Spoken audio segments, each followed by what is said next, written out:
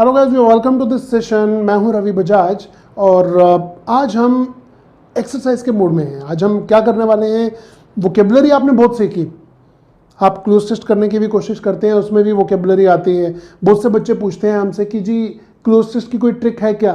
भाई cloze test की trick कैसे हो सकती है? आपकी ग्रामर, आपकी प्रेपोजिशन पार्ट स्ट्रांग होना चाहिए, आपका वोकेबलरी पार्ट स्ट्रांग होना चाहिए, उसके बाद ही तो क्लोज टेस्ट कर पाएंगे। अब कॉम्प्रिहेंशन की क्या ट्रिक होगी या PQRS की क्या ट्रिक होगी? ओवरऑल नॉलेज चेक होती है। तो आज हम क्या करने वाले हैं, आज हम यहाँ डिस्कस करेंगे वोकेबलरी सेंटेंसेस में कैसे सेट करना है आपको उन वर्ड्स को। वर्ड्स कुछ लोग रट्टा मार के करते हैं, कुछ लोगों ने हमारी टेक्निक से सीखा होगा, कैसे ऑडियो विजुअल टेक्निक से हम आपको कुछ ही मिनटों में और कुछ ही घंटों में कितने थाउजेंड्स ऑफ वर्ड्स सीख जाते हैं आप। हाँ, तो आज हम क्या करेंगे, उन्हें यूज करेंगे सेंटेंसेस में।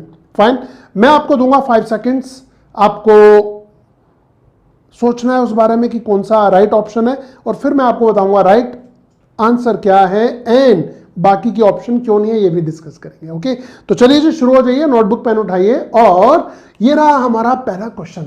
इसे ध्यान से पढ़ते हैं। देखिए, when he entered the wrong room he felt dash. जब वह गलत रूम में घुस गया तो उसने फील किया, कैसा फील किया जी? यहां हमारे सामने 4 वर्ड्स हैं। Okay, absconded. ओके, तो एब्सकॉन्डेड का मीनिंग होता है रफू चक्कर हो जाना, भाग जाना, जो कि यहां पर फिट नहीं बैठ रहा है। क्यों? क्योंकि जब वो रॉन्ग रूम में घुसा तो उसने कैसा फील किया? एब्सकॉन्डेड तो फील नहीं किया। एब्जॉल्व आपने पढ़ा होगा, इन सब में एक चीज कॉमन है। क्या हम ए वर्ड्स को सेट कर रहे हैं, रिवाइज करने की कोशिश कर रहे हैं। अब देखिए, चारों ऑप्शन ए से ही शुरू हो रही है। फाइन, एब्सॉल्व का मीनिंग होता है फ्री फ्रॉम ब्लेम। क्या होता है जी? फ्री फ्रॉम ब्लेम, मतलब माफ कर देना, जो कि यहां बिल्कुल फिट नहीं बैठ रहा है। अब बच्चे 2, इनमें से एक आंसर होना चाहिए। एब्ज्यूर, त्यागना, अबैश, शर्मिंदा होना। तो जब वो रॉन्ग रूम में घुसेगा तो कैसा फील करेगा जी? ढंग का बंदा है तो शर्मिंदा ही फील करेगा, है ना? तो this is abash. Abash is the right option and our answer is this. बाकी तीनों आंसर क्यों नहीं है, मैंने आपको उनके मीनिंग भी बताए हैं।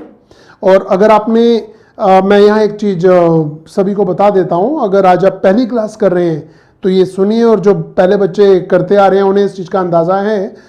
मैं यहाँ पर 3000 वर्ड्स लेने वाला हूँ गाइस, और उसकी प्रैक्टिस कराने वाला हूँ। और चाहे आप SSC की बात करें, चाहे आप UPSC की बात करें, और चाहे आप बैंकिंग एग्जाम या CPO किसी भी इंडिया में होने वाले कॉम्पिटेटिव एग्जाम की बात करें, चाहे वो SAT, गेट और कैट क्यों ना हो, इसके बाहर एक भी वर्ड नहीं आएगा। And I mean it, record कर लीजिए इस बात को, ठीक है?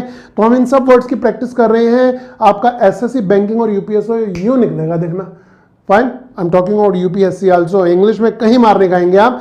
तो ये था जी पहला क्वेश्चन हमारा। अब बढ़ते हैं आगे, चौकन्ने हो जाइए, एक एक वर्ड आपके लिए बहुत कीमती है, ठीक है?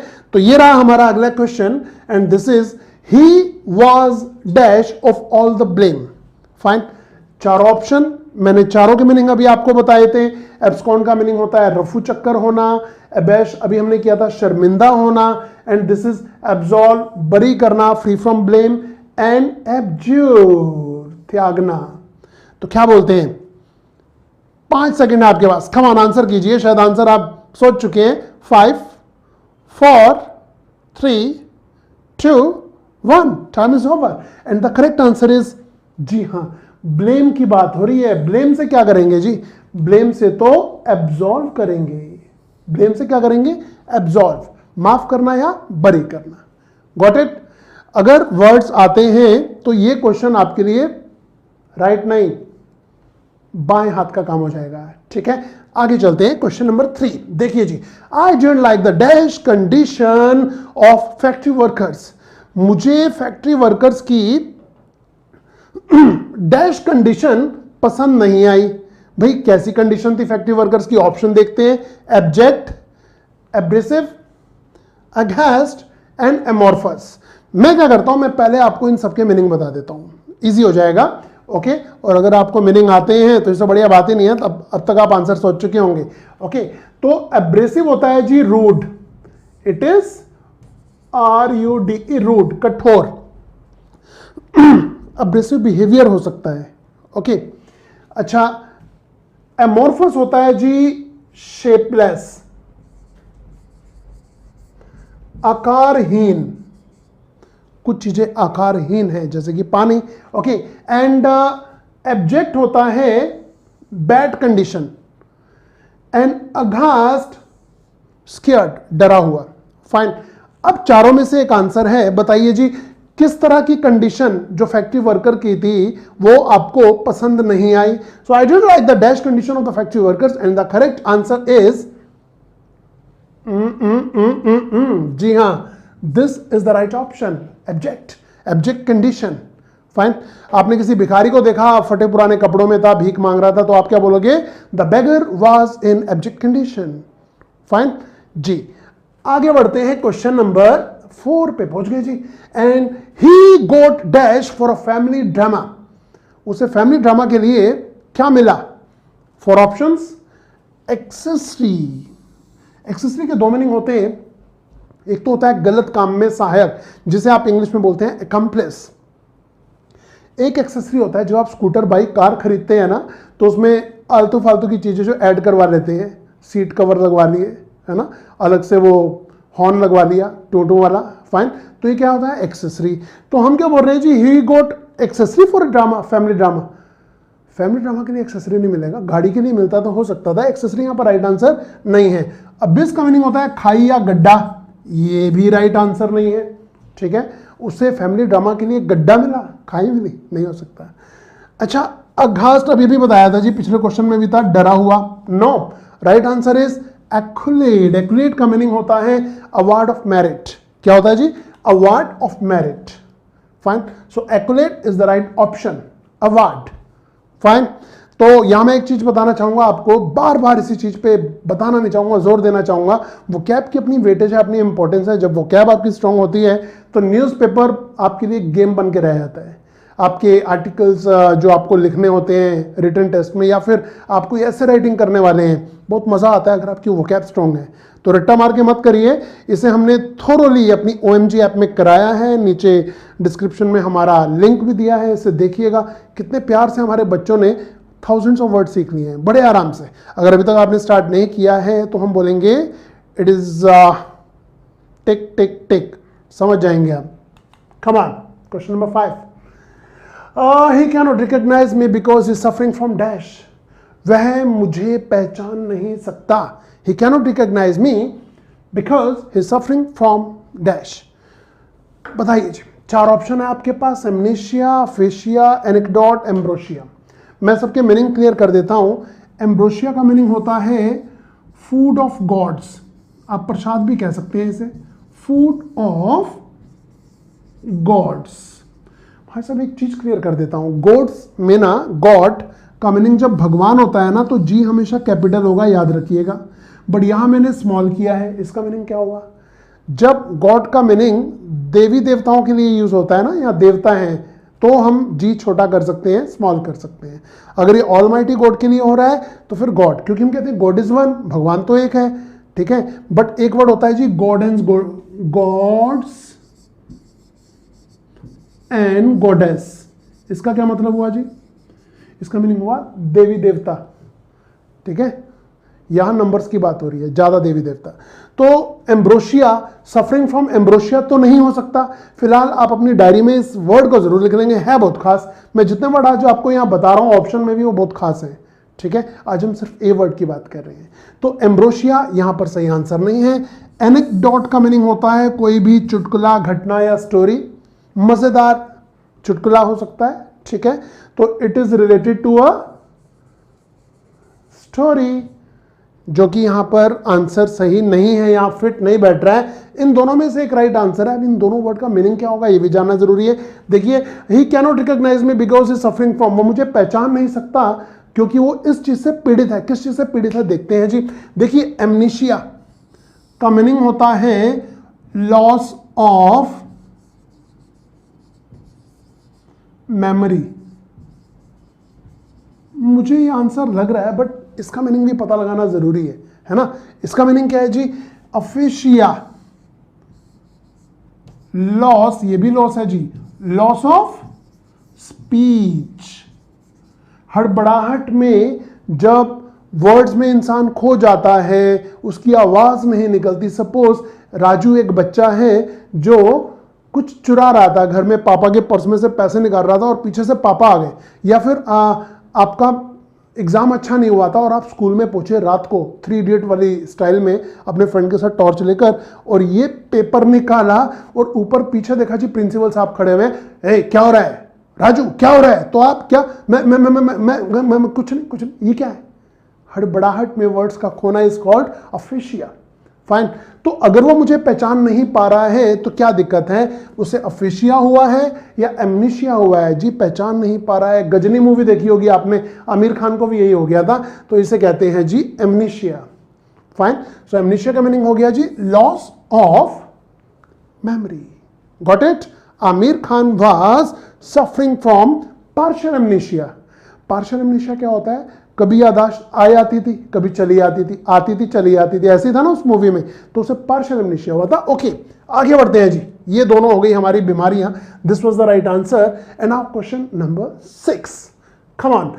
It is the prime minister's responsibility, ये तो भाई प्राइम मिनिस्टर की रिस्पॉन्सिबिलिटी है, टू डैश दिस फियर, कि वो इस फियर को डैश करे। प्राइम मिनिस्टर क्या करेगा फियर को? कोई डर है अगर पब्लिक के मन में, तो प्राइम मिनिस्टर का काम है उस फियर को डैश करना। क्या करना? 4 ऑप्शन हमारे सामने हैं। आपने देखा होगा हम डी से शुरू करके वापस ए पे आ रहे हैं, तो कहीं से भी शुरू कर सकते हैं। देखिए हम बी से शुरू कर देते हैं। अबेट का मीनिंग होता है जी उकसाना, प्रोवोक, उकसाना, रुखसाना नहीं बोला, उकसाना, ठीक है जी। कुछ लोग सोच रहे हो अबेट उकसाना, ओके।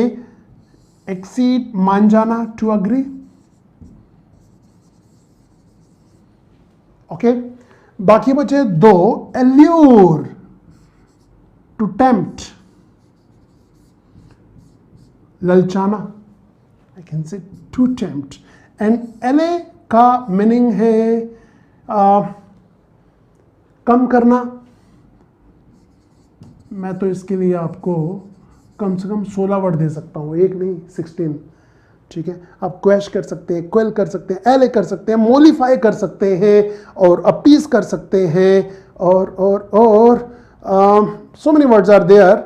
फाइन, पैकेट कर सकते हैं। तो 16 वर्ड्स हमने अपनी सिनोनिम्स की वीडियो में कराए हैं, वो कर सकते हैं। और राइट आंसर अभी तक आप सोच चुके हैं, it is prime minister's responsibility to dash this fear. ये प्राइम मिनिस्टर की ड्यूटी है, कि रिस्पॉन्सिबिलिटी है कि वो इस डर को डैश करे। क्या करेंगे जी? भाई शांति करेंगे, कम ही करेंगे, ठीक है। तो एले इज द राइट आंसर, एले। Got it? You must be enjoying this session, क्योंकि अक्सर आपने देखा होगा यूट्यूब पर भी बहुत सारी वीडियोस हैं और सभी टीचर्स बहुत अच्छा भी पढ़ाते हैं, बट एक चीज़ है कि वहाँ सिनोनिम की बात होती है तो फिर सिर्फ सिनोनिम की हो रही होती है, एंटोनिम की या वन वर्ड की हो रही होती है तो उसी की हो रही होती है। तो अभी पहली बार ऐसा हो रहा है कि हम सेंटेंसेस में से पता लगा रहे हैं, और हमने बच्चों के लिए इस पर बहुत ज़्यादा मेहनत की है। बस आपको ये फ्रूट खाना है, ठीक है, कंजूसी मत करना, छोड़ मत देना। और ये रहा हमारा अगला क्वेश्चन, ये देखिए जी। Our government should dash the old policy that is unfair to native Indians. भाई हमारी सरकार को ये करना चाहिए, क्या करना चाहिए? डैश करना चाहिए, जो हमें पता लगाना है। द ओल्ड पॉलिसी, पुरानी पॉलिसी को डैश कर देना चाहिए, that is unfair to the native Indians, जो यहाँ के प्रवासियों के लिए फेयर नहीं है। तो हमारी सरकार उस ऐसी पॉलिसीज या ऐसे पुराने जो कानून बने हुए हैं उसे क्या करेगी? देखिए जी, 4 ऑप्शन फिर हमारे सामने। अभी हमने किया था एले, एले का मीनिंग होता है जी शांत करना, कम करना। एल्यूर का मीनिंग अभी मैंने लिखा था, टू टेम्प्ट, ललचाना, ओके। एक्सीड का मीनिंग होता है जी मान जाना, ये भी हमने देखा था। यहां एब्रोगेट एक नया वर्ड आ गया। एब्रोगेट का मीनिंग होता है कैंसिल, कैंसिल करना, जो कि यहां पर बिल्कुल फिट बैठता है। एब्रोगेट कर देना चाहिए, ठीक है, हटा देना चाहिए, रिमूव कर देना चाहिए। और एब्रोगेट के लिए गाइस, अगर आप हमारी सिनोनिम्स की वीडियो यहीं पर देखेंगे, हमारे प्लेलिस्ट में जाइए यूट्यूब पर और सिनोनिम्स वाली वीडियो पर चले जाइए। वहां पर हमने कम से कम 12 से 14 वर्ड तो कराए हैं, जो सिर्फ आपको 3 मिनट में याद हो जाएंगे। है ना। हमें कभी कभी बच्चे कहते हैं कि यार आप ना सर लंबी लंबी वीडियो बनाया करो, ये तो 5-7 मिनट में हो गया। और मैं एक बात कहता हूँ भाई साहब, आप इतने सालों से पढ़ रहे हैं, 18-20 साल तो पढ़ते पढ़ते कितनी सारी क्लासेस आप कर गए, स्कूल कॉलेज कर गए, आपने क्या पढ़ा बताइए। जो हमारी 5 मिनट की वीडियो में आपको मिल जाता है, ईमानदारी से बताइए क्या वो अभी तक मिला था, है ना। क्या वो सिनोनिम्स, क्या वो वर्ड मीनिंग याद किए थे? ये है मेरा क्वेश्चन। ये देखिए अगला क्वेश्चन ये रहा। Many people go to Haridwar at Ganga ghat for dash. भाई हरिद्वार गंगा घाट पे, हर की पौड़ी है ना, वहां पर बहुत से लोग जाते हैं। टू फॉर डैश, किस लिए जाते हैं जी? 4 ऑप्शन फिर। सो एब्सिशन का मीनिंग होता है जी कटिंग ऑफ। कटिंग ऑफ जो कि गलत है। कटिंग ऑफ के लिए जाते हैं। ये कहां यूज होता है मैं ये भी बता देता हूं गाइस। फूल पत्तियों को काटने के लिए गार्डनर होता है ना, कैंची लेके कटिंग करता है, उसके लिए यूज होता है, जो कि यहां पर गलत है। एलेक्ट्रिटी ईगरनेस है, बिल्कुल फिट नहीं बैठ रहा जी। अब बच्चे ये दोनों में ही आंसर है इनका। क्या? दोनों के मीनिंग देखते हैं। एब्ल्यूशन का मीनिंग होता है BATHING,